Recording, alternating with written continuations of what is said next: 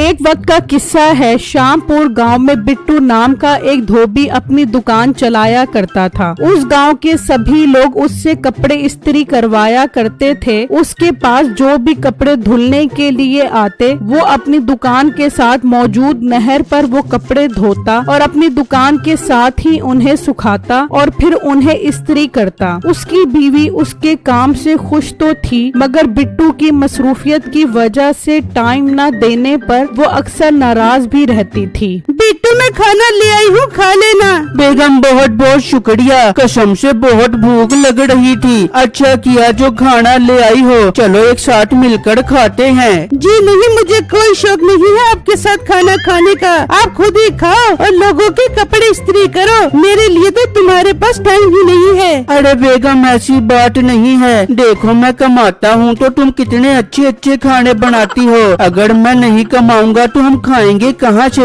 इसलिए मेरी बेगम तुम गुस्सा मत किया करो। अच्छा अच्छा, ज्यादा बातें बनाने की जरूरत नहीं है, टाइम से खाना खा लेना और शाम में जल्दी घर आ जाना, आज अम्मी के घर जाना है। ठीक है बेगम, आज पक्का वादा, मैं तुम्हें तुम्हारी अम्मी के घर लेकर जाऊंगा। उसी गांव में मीठे नाम का एक लड़का अपनी बीवी और सास के साथ उनके घर में रहता था। और नसीबा मेरी बेटी, तू क्यों कपड़े धो धो कर अपने आप को हल्का करती है? अपने जोर से कपड़े धुलवाया कर, सारा दिन घर में पड़ा रोटियां तोड़ता रहता है। सासू माँ, इतने ताने देने की जरूरत नहीं है मुझे। शुक्र करो तुम्हारे घर एक गबरू जवान लड़का रहता है जिसकी वजह से कोई आंख उठाकर नहीं देख सकता। कदर करो मेरी। मीठे, तू क्या अपने आप को टोम क्रूज समझता है? किसी की हिम्मत नहीं है मेरे होते हुए आंख उठा कर भी देखे। मेरे से ये कपड़े नहीं धुल रहे, चला कर कपड़े धो वरना मेरे घर से निकल जा।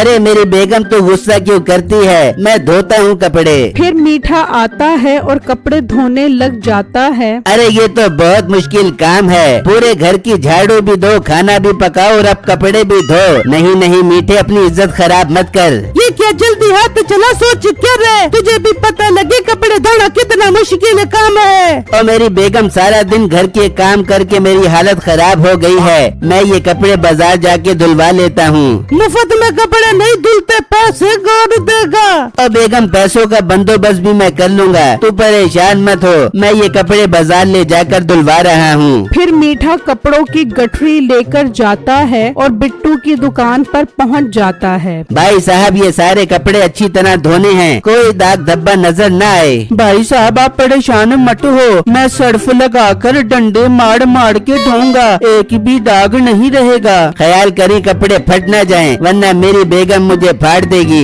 अरे नहीं, आप बेफिक्र होकर चले जाएं, आपका काम बहुत अच्छा हो जाएगा। ठीक है, मैं तुम्हें अपने घर का पता बताता हूँ, शाम में मेरे घर कपड़े पहुँचा देना और पैसे वहीं से आकर ले जाना। फिर मीठा उसे अपने घर का पता बताकर वहाँ ले जाता है और बिट्टू वो सारे कपड़े धोना शुरू कर देता है। और जब शाम होती है तो वो कपड़े लेकर मीठे के घर चला जाता है और दरवाजा बजाता है। जा नसीबो, जाकर देख मीठा आया बेगा। अच्छा अम्मा, मैं देख के आती हूँ। नसीबो बाहर आती है तो बाहर बिट्टू कपड़े लेकर खड़ा होता है। बाजी मीठा भाई ये कपड़े धुलवाने के लिए देकर गया था, मैं धोकर ले आया हूँ, 1500 रुपए धुलाई के दे दो।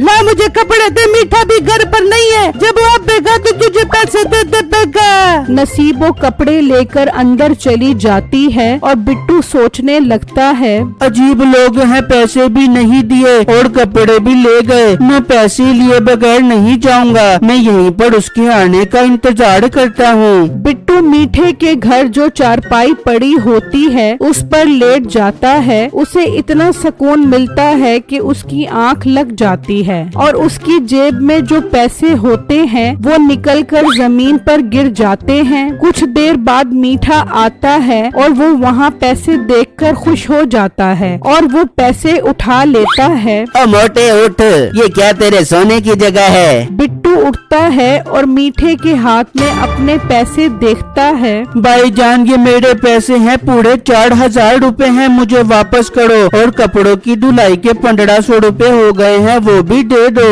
अच्छा, जो तुम मेरी मजेदार जगह पर मजे लेकर लेटा है उसके पैसे कौन देगा? क्या मतलब भाई? मतलब ये कि इस जगह पर बैठने, लेटने और सोने के मैं 5500 रुपए लेता हूँ। 1500 रुपए तेरी धुलाई के कटे तो 4000 रुपए मेरे आ गए। चल अब शाबाश यहाँ से निकल, और अगर आइंदा यहाँ आकर खड़ा हुआ तो 5500 रुपए से मैं 1 रुपया भी कम नहीं लूंगा। ये कहकर मीठा भी अंदर चला जाता है और बिट्टू उसे हैरत से देखता रह जाता है और घर पहुंचकर सबको बताता है। क्या उस जगह पर सोने के उसने तुझसे 5500 रुपए ले लिए? हाँ अब्बू जान, वो बहुत चालाक इंसान है। कह रहा था अगर दोबारा यहाँ खड़े हुए तो 5500 रुपए एक दिन का देना होगा। बिट्टू के बाप को बहुत गुस्सा आता है और वो सोचने लगता है कि उसे कैसे सबक सिखाया जाए। तभी वो बिट्टू को कहता है, बेटा तू एक काम कर, उससे वो जगह 1 महीने के लिए ले ले। अब्बू जान हम उस जगह का क्या करेंगे? और अगर 1 महीने के लिए लेंगे भी तो पैसे बहुत ज्यादा बढ़ जाएंगे। तू पैसों की फिक्र मत कर, पैसे मैं दूंगा, बस हम कल ही वो जगह 1 महीने के लिए लेंगे।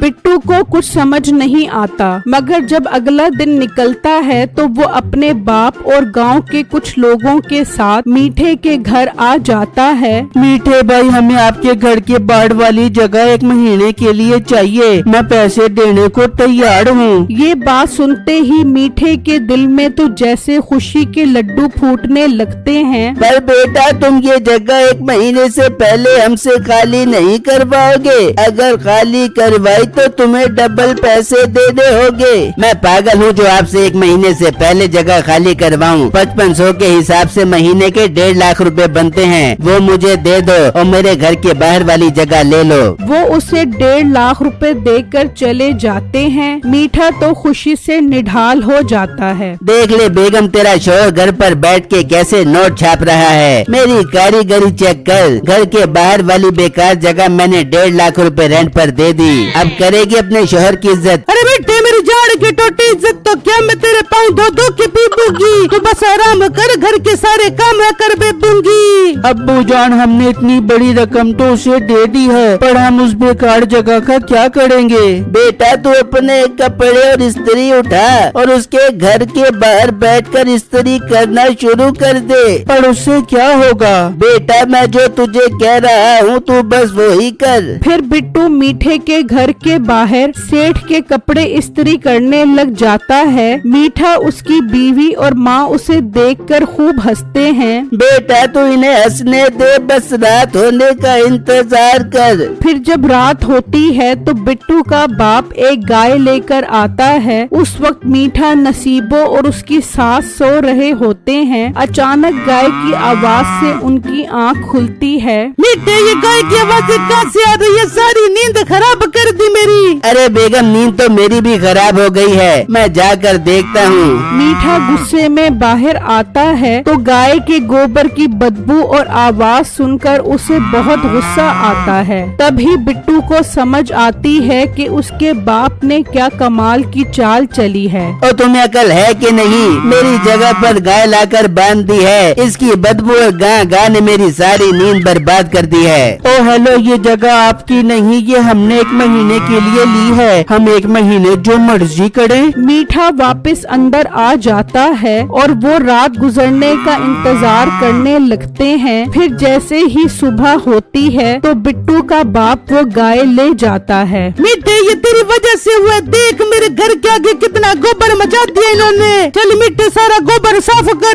फिर मीठा गोबर साफ करने लग जाता है। इस तरह सारा दिन गुजर जाता है। शुक्र है मीठे वो गाय लेकर नहीं आए, मैं तो कल रात की जागी हूँ, आज सुकून से सो दूंगी। हाँ बेगम, आज तो मैं भी सुकून से सोऊंगा, कसम से गोबर साफ कर कर के मेरा दिमाग खराब हो गया है। वो तीनों सो जाते हैं तो अचानक बाहर से गाय, गधे और कुत्ते की आवाज आवाजें आने लग जाती हैं। हाय मीठे, मैं मर गई। मीठे बाहर जाके देखा आज ये क्या स्यापा ले आए हैं। अरे बेगम, ये तो हमारी नाक पर ही लड़ गए। चल बाहर चल के देखते हैं। वो जैसे ही बाहर आते हैं तो आज बिट्टू ने गाय, गधा और कुत्ता भी वहाँ बांधा हुआ होता है। ये तुम लोगों ने क्या तमाशा बनाया हुआ है? अपने जानवर खोलो और यहाँ से दफा हो जाओ, वरना मैं पुलिस को बुला लूंगा। बेटा बुला लो पुलिस को, हमने तो ये जगह तेरे से 1 महीने के लिए ली है, हम जो मर्जी करें। मर्जी मुर्जी कोई नहीं चलेगी तुम्हारी। अपनी मवेशी मंडी उठा बोरिया से गुम हो जब।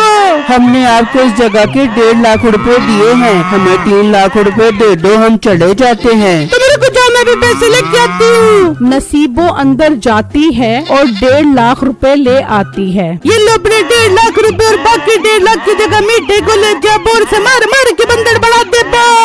अरे बेगम, ये तू क्या कह रही है? मुझे इनके साथ ना भेज, ये मुझे बहुत मारेंगे। तू 1.5 लाख रुपया इन्हें दे दे। कसम से मैं आज से तेरे तो क्या पूरे मोहल्ले के बच्चों के निक्कर, चड्डी, बनियान और कच्चे दूंगा। तो ठीक है, हमारे साथ चलो, हमारे पास बहुत लोगों के कच्चे और बनियान है, चलकर वो धो।